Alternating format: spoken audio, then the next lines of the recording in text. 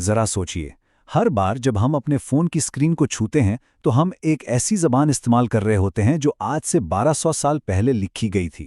آئیے اس پوشیدہ کوڈ اور اس کو بنانے والے کے بارے میں جانتے ہیں۔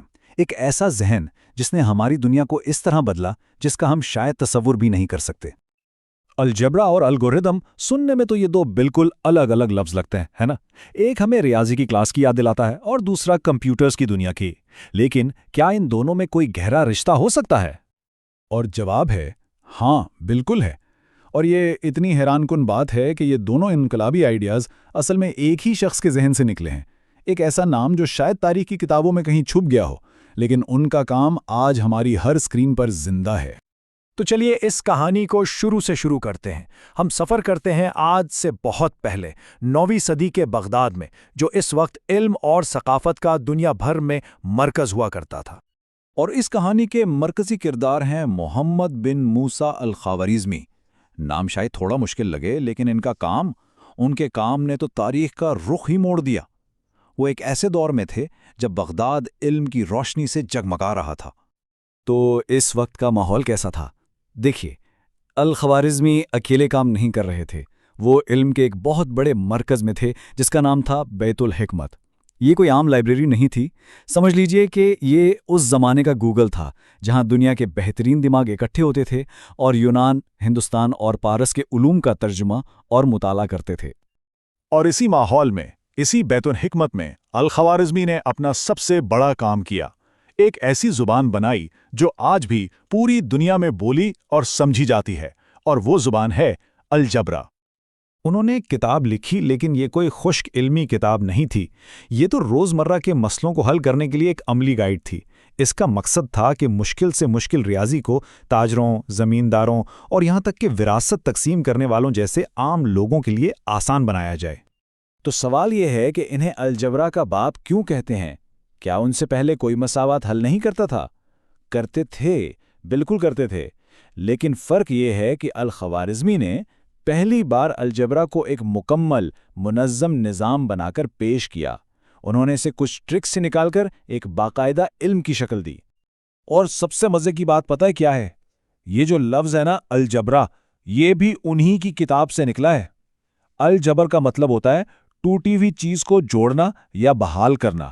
ریاضی میں اس کا مطلب یہ تھا کہ مساوات میں سے منفی نمبر کو ختم کر کے اسے دوسری طرف لے جا کر مثبت بنا دیا جائے۔ اور اس کا دوسرا حصہ تھا المقابلہ، جس کا مطلب ہے توازن قائم کرنا یا بیلنس کرنا، یعنی مساوات کی دونوں سائیڈ سے ایک جیسی چیزوں کو ہٹا دینا تاکہ وہ آسان ہو جائے۔ بس انہی دو اصولوں نے، جوڑنے اور بیلنس کرنے نے، مل کر مساوات حل کرنے کا ایک زبردست سسٹم بنا دیا۔ چلیں ایک چھوٹی سی مثال دیکھتے ہیں۔ فرض کریں ہمارے پاس ہے x² + 14 = x + 5۔ اب المقابلہ کا استعمال کرتے ہوئے ہم دونوں طرف سے 5 نکال دیتے ہیں، تو کیا بچا؟ x² + 9 = x۔ دیکھا کتنی سادہ ہو گئی؟ یہی سادگی، یہی انقلاب تھا۔ اس سے اندازہ ہوتا ہے کہ یہ کتنی بڑی تبدیلی تھی۔ الخوارزمی سے پہلے مساواتیں پورے جملوں میں لکھی جاتی تھیں۔ ان کے منظم طریقوں نے ہی آج کے علامتی الجبرا کی بنیاد رکھی۔ ذرا سوچیں تو، اگر آج بھی ہمیں ہر حساب کے لیے لمبے پیراگراف لکھنے پڑتے تو کیا ہوتا؟ لیکن ٹھہریے، کہانی یہاں ختم نہیں ہوئی۔ الخوارزمی کا ایک اور کارنامہ ہے جس نے ہماری دنیا پر شاید اس سے بھی زیادہ گہرا اثر ڈالا ہے۔ آئیے آگے بڑھتے ہیں اور دیکھتے ہیں کہ وہ کیا ہے۔ خوارزمی نے ہی ہندو عربی عددی نظام کو مغربی دنیا میں مشہور کیا۔ یہ وہی سسٹم ہے جو ہم سب آج استعمال کرتے ہیں، 0 سے لے کر 9 تک کے ہندسے اور اعشاری نظام۔ یہ ایک بہت ہی بڑی تبدیلی تھی۔ اور اب آتی ہے سب سے حیران کن بات۔ یہ جو لفظ ہے الگوریدم، کبھی سوچا ہے یہ کہاں سے آیا؟ یہ الخوارزمی کے اپنے نام سے بنا ہے۔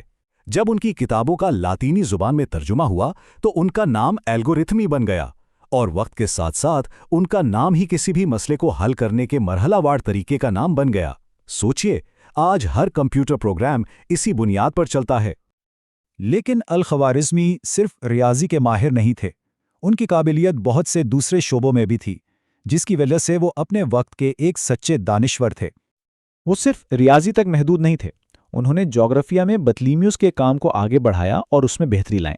فلکیات میں انہوں نے سیاروں کی حرکت کے لیے اہم جدولیں تیار کیں، اور تو اور انہوں نے 70 جغرافیانوں کی ایک ٹیم کی قیادت کی جس نے خلیفہ کے لیے پوری دنیا کا نقشہ بنایا۔ صحیح معنوں میں وہ اپنے دور کے رینیسانس مین تھے۔ تو چلیے اب واپس آج کے دور میں آتے ہیں اور دیکھتے ہیں کہ الخوارزمی کا صدیوں پرانا کام آج کی جدید حقیقت سے کیسے جڑتا ہے۔ دیکھیے اس خیال کا سفر کتنا لمبا ہے۔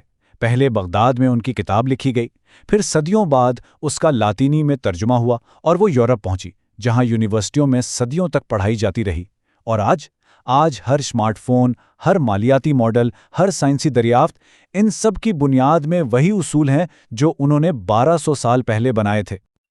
یہ اقتباس ان کے کام کی اہمیت کو بالکل ٹھیک بیان کرتا ہے۔ انہوں نے ریاضی کو صرف شکلوں اور اعداد کی پڑھائی سے نکال لیا، انہوں نے اسے ایک ایسی آفاقی زبان بنا دیا جس سے کسی بھی نامعلوم چیز کو ڈھونڈا جا سکتا ہے، اور اسی تبدیلی نے آنے والی جدید دنیا کی بنیاد رکھی۔ تو یہ ساری بات ہمیں ایک سوال پر لا کر چھوڑتی ہے۔ اگلی بار جب کوئی مساوات حل ہو یا فون پر کوئی ایپ چلے تو اس عظیم ذہن کو ضرور یاد کیجیے گا جس کی وجہ سے یہ سب کچھ ممکن ہوا، الخوارزمی، وہ شخص جس نے واقعی جدید دنیا کا کوڈ لکھا۔